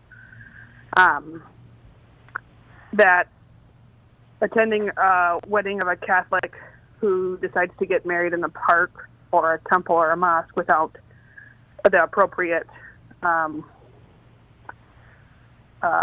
approvals, or a Catholic couple who's living together before marriage, or it doesn't seem too much further to have somebody think that there could be an exception to attend a homosexual marriage if they're saying, well, it's someone who's closely related to me, whether that be a child or godchild or close family friend. So I guess I'm just wondering, it's a great question. Can you help me think through that a little bit more? Because I would love the church to give a very explicit rule, partly because it would make the conversation so much easier if you could just say, I'd love to go, but here's this rule that says I'm not allowed to go. It clarifies the conversation, and it doesn't seem like it's going to be a personal slight or anything like that. And I kind of live by that. I'm not going to go to a wedding that isn't valid. But people who would, under certain conditions, I'll make the case on their behalf. Again, this is not me saying, here's the personal code I live by, but here's a moral case you can make. There is what's called a radical signation, or a healing of the roots. And so if two people who could be married have what is originally an invalid marriage, it can be retroactively validated. So, two people get married in the park. They could have gotten married in the church. They're both free to marry. There's no reason. They're not a same-sex couple where it's impossible for them to marry in the first place. They could have gotten married. The church can retroactively validate their marriage. Does that make sense? And so someone's saying, okay, well, this is a thing that could be accepted by God, could be accepted by the church, and so therefore I would attend, not because I like that they're disobeying the rule, but because I like that there may be a seed here that the church can later use and say, we want to honor those vows and ratify this as a marriage. That is different in kind from a same-sex wedding, where you've got people who can't marry each other. They're incapable of getting married to one another if you know what marriage is. And so no trickery of canon law, no radical signation, no move the church does will change that fact. And so that does make it different in kind. Now, again, this is not my personal stance, but some people draw the line there. And that's the reason I've heard given, even by priests who would say, I would go to this, I wouldn't go to that. Okay. Thank you for answering that. I appreciate it. Oh, thank you. You bet. Thank you very much for the call. Joe, I'm going to read one to you because this came a little bit ago and the person wasn't able to stay on the line. And I just wanted to get your take on this one. Sean from Georgia, who was listening on 98.1 FM, asked this: how is it possible for one pope to override a previous one, specifically in the event of the suppression of the Jesuits? So there's a couple things he could mean about which thing. Like, is he wanting to go back to the Jesuits being suppressed, or is he wanting to say you could never suppress the Jesuits because they were originally approved by Paul III? Because you actually have a double papal reversal there. In 1540, Ignatius founds the Jesuits, and Paul III approves. Then in 1773, Clement XIV suppresses the Jesuits, and then Paul VII in 1814 restores the Jesuits. And so you can say, well, two popes reversed popes before them. And the simple reason is there's two things. You have on the one hand dogma, which is the faith delivered once for all to the apostles. No pope can change that because it is given by God. It is eternal truth. Then you have discipline, which is just the governing of the church. And so you can create a diocese, you can get rid of a diocese. You can create a religious order, you can get rid of a religious order. You can say, well, we're going to do this practice, we're going to set up a feast day, we're going to get rid of a feast day. We're going to move the feast day on the calendar. You can do all that stuff. That kind of governance stuff, we call it discipline. That stuff can change and often does change. So, people talk about, how could we go from having no meat on Friday all year round to only having no meat on Friday during Lent? Well, because it's a matter of discipline. And so the Pope could tomorrow say no meat on Friday throughout the year. Or he could say no meat on Monday for some reason. He wouldn't, but he could. That's discipline. A discipline can change, and over the course of time does change based on historical circumstance. And thank you very much, Sean, for that. I hope that was helpful to you. Going down to Australia now, Charlie in Australia, listening on the Catholic Answers Live app. Charlie, thanks for the call. Go ahead with your question for Joe. Hi, Joe. Hi, Si. So I'm calling from obviously Australia. My question is, yesterday was probably today's gospel reading. Was John 20:17 when Mary Magdalene met Jesus. So I sort of got a two-part question. So he said not to cling to her because he hasn't ascended to the Father. And then later on he appears to Thomas and he allows Thomas to touch him. But he also says to Mary Magdalene, this is where I got confused. He goes, I have to ascend to my Father and your Father. Then he also said, your God and my God. So I was a little bit confused on why he said that and why he wouldn't let Mary touch him. Yeah, it's a great question. So there's some patristic commentaries on why he doesn't let Mary cling to him. And the best explanation is that Mary is experiencing a very natural emotional reaction to seeing someone that she loved a lot return from the dead. And so she's wanting him just to stay there. She's not wanting him to ascend. She's not wanting to continue on the messianic mission he's got. She wants to just enjoy, here's someone, in the same way that if you, if you have a dead relative and then they're alive and well, you're like, I just want to spend time with this person I thought I was not going to see again until the general resurrection. This is amazing. And so she's having that kind of reaction, but Jesus has a mission that he still has to complete. And it's a two-part mission. It's partly to go and, present himself to the apostles and everyone else, but it's also the mission of the ascension, that what Jesus begins with the descent and the incarnation is not actually brought to its completion until he ascends to the right hand of the Father. So that's the first thing. That's what he's saying. It's not that it's impossible to touch his, wounds or anything like that. It's that she is wanting to hinder him from his mission to kind of cling to him, to hold on to him. And he has to tell her, no, I've got a mission to complete here. Then the second part is the your Father and my Father. Well, that part is simply because his relationship to God the Father is different in kind from ours. We are sons and daughters of God, but not in the same way that Jesus is a son of God. And so Jesus can speak of God the Father as God. He does not mean the same thing as we do. When we call God, God, we mean he's our creator. He's not Jesus' creator.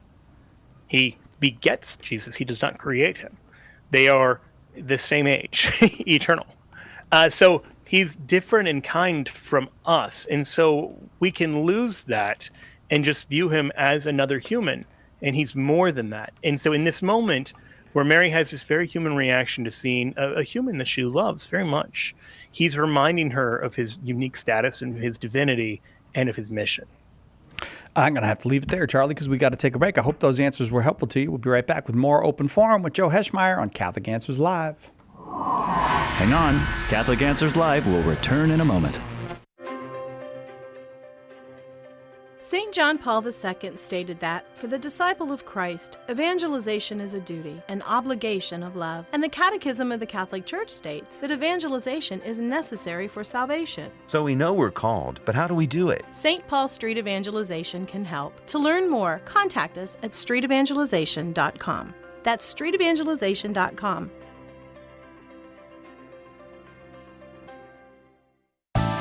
The most original and exclusive Catholic content is on EWTN Radio. What a great grace it is to have the opportunity to use the airwaves for the honor and glory of God, to be able to talk to the hearts of individuals and meet them where they are in their relationship with our Lord, and also to encourage them forward. Women of Grace with Jonette Williams. This morning, 3 a.m. Eastern on EWTN Radio.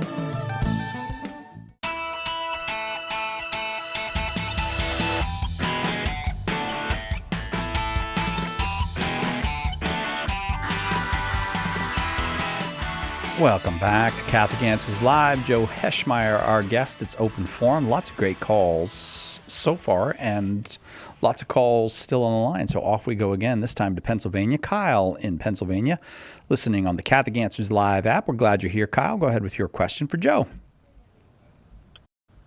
Thank you. Hi, Joe and Say. Hi, Kyle. My question is, what is Soli Deo Gloria, and how might we talk about that if we were talking about it with a Protestant? Yeah, so it literally means glory to God alone. And it's what are sometimes called the five solae of classical Protestantism. And it's, sola fide and sola scriptura are the two we normally talk about. Sola fide is faith alone. Sola scriptura is scripture alone. But there are three other solae that are, I'd say, lesser known. And what someone means by it, the first thing I'd say is it depends a little bit on the person. There's no universally accepted definition, because it literally just means glory to God alone. And as a Catholic, if you mean by that we don't worship other gods, then sure. What's often contextually meant by that is there's no glory for God's saints. There's no glory for Mary. It's only God. And it puts God in a weird competition to his creations, which is a very strange way of understanding the glory of God, and a totally unbiblical way of understanding the glory of God. It'd be like saying, I love Michelangelo, so I can't like the David. I can't like the Last Judgment. I can't like any of his works, because if I like his works, he's going to be really jealous. And it's no, because Michelangelo isn't crazy. He'll realize you liking his stuff, it's an honor to him. If someone tells me they like my books, I'm not I wish you liked me instead of my books. That's great. Well, likewise, Scripture is very clear. So I'll give you a verse to go to. If you get in this conversation, 2 Thessalonians chapter 1, verse 10, talks about the coming of Jesus. And it says, he comes in that day to be glorified in his saints and to be marveled at in all who have believed, because our testimony to you was believed. That the saints make God's glory known. Mary magnifies the Lord. She isn't a threat to the Lord. Baal is a threat to the Lord. Mammon is a threat to the Lord. Anything I'm trusting in lieu of God, instead of God, as a rival to God, that's a threat to the Lord. But the saints are pointing me to the Lord. They're helping me to understand the Lord. They're showing me the glory of the Lord in a way I would never get on my own. And so God is not jealous of that. He's not a rival to that. And so it just totally misunderstands the glory of God in a really tragic way. That even at a human level, we would say a person who, if you tell them they've got a beautiful wife and kids, get jealous and angry, we'd say, oh, there's something kind of small about that person, something really petty. They can't, share, they're jealous in a really unhealthy, unhappy way. And so to imagine that of God is both unbiblical and I think in a certain way sort of tragic. You know what? I think I was going to go back to him, but I think I better leave it there because I'm realizing we've got enough, not enough time to get to everybody if I don't move quickly. So, Kyle, I hope that was helpful to you. I'm going to go to Virginia. Mike, listening to EWTN on Channel 130, Sirius XM satellite radio. Mike, glad you're here. Go ahead with your question for Joe. Yeah, thanks for taking my call.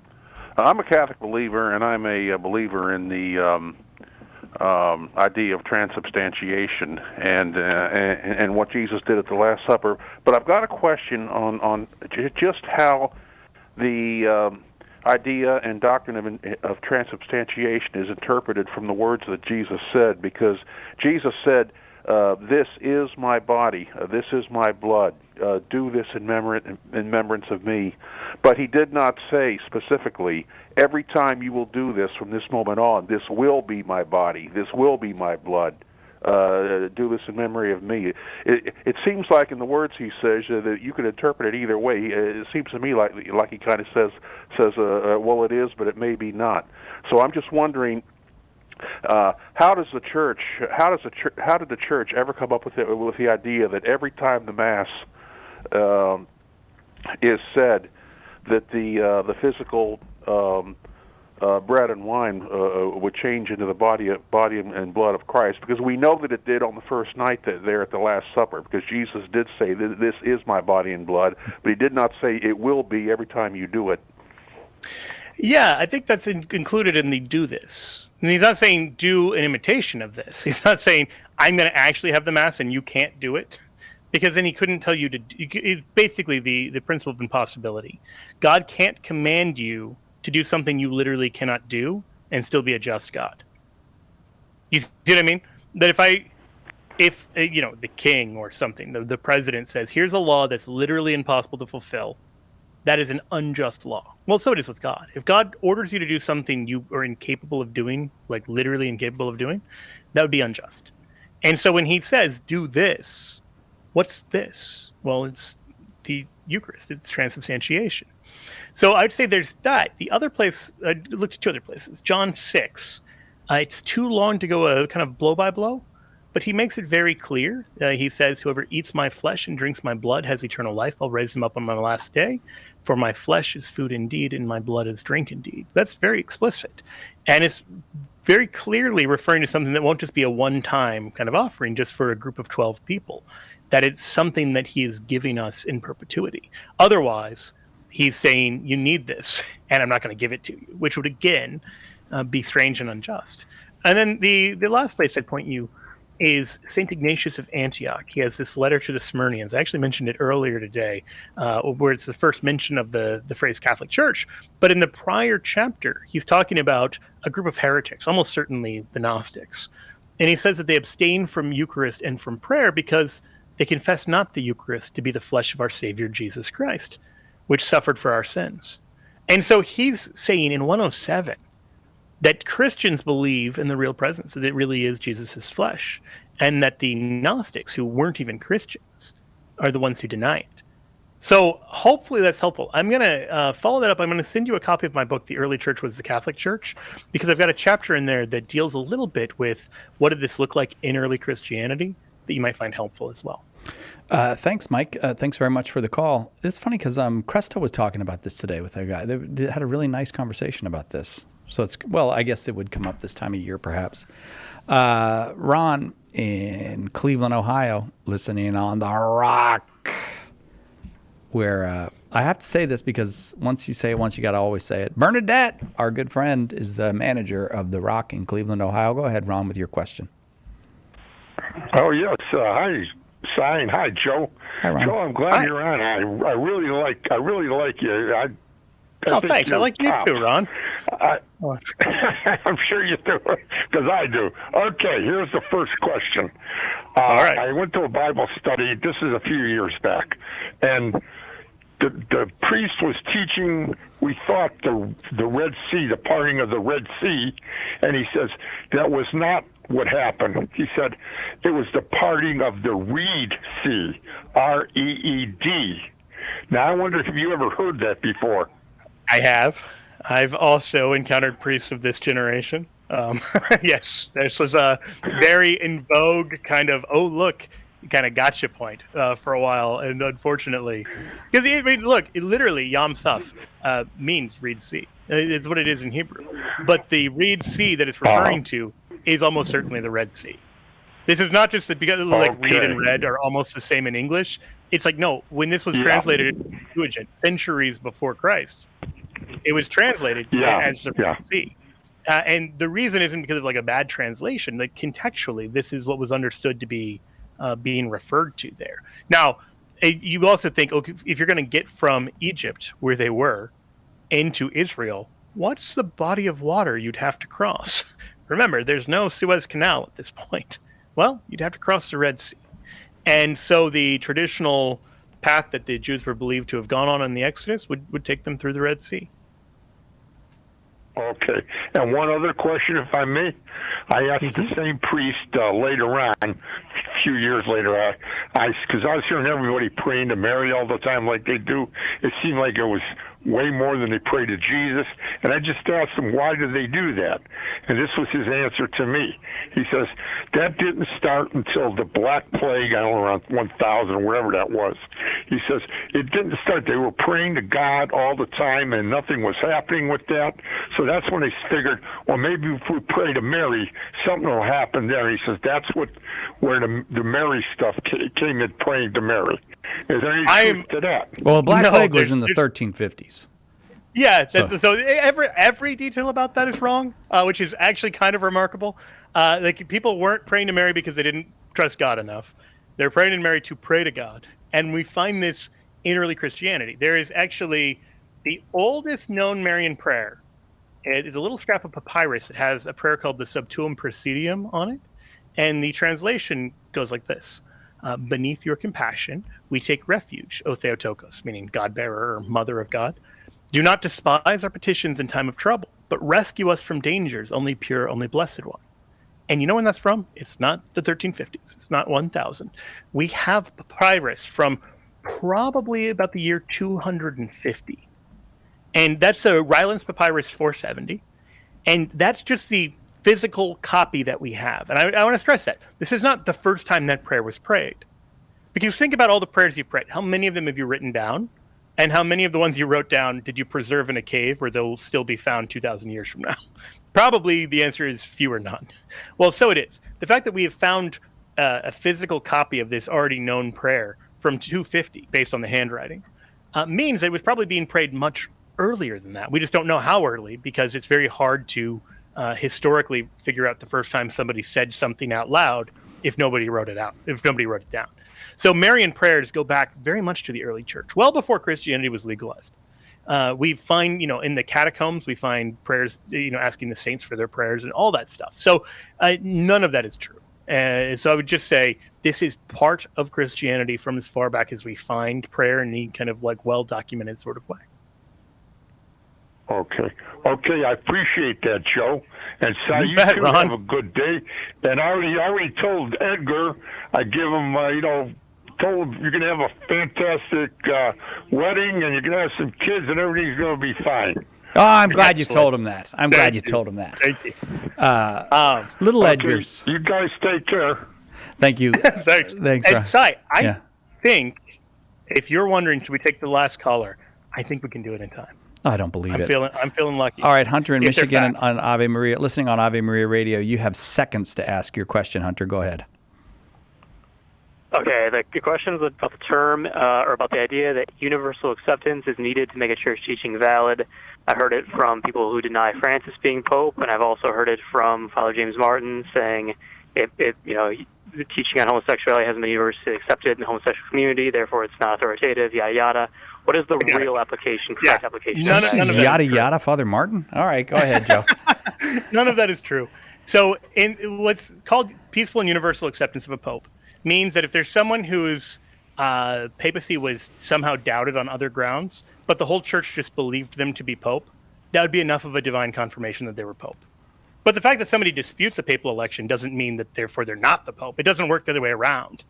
There was the whole papal schism in the 15th century where there were different people claiming to be pope. Well, likewise, the sensus fidelium, the sense of the faithful, means that if a teaching is universally believed to be a truth of the Catholic faith, it's infallibly protected. But the fact that somebody denies that teaching doesn't mean it's not infallible, doesn't mean it's open for debate or dissent. So in both cases, they're actually making, strangely enough, the same error of applying a teaching in a backwards way from what the church actually teaches. And the church's moral teaching on sexuality has been pretty direct, clear, and relatively concise for its entire history, I would say, Joe. Yeah, the fact that there are dissidents to both papal elections and church teachings doesn't in any way invalidate or undermine them. They're hard teachings. Joe Heschmeyer, you can find him at shamelessjoe.com. Thanks very much, Joe. My pleasure. See you tomorrow, God willing, right here, Catholic Answers Live.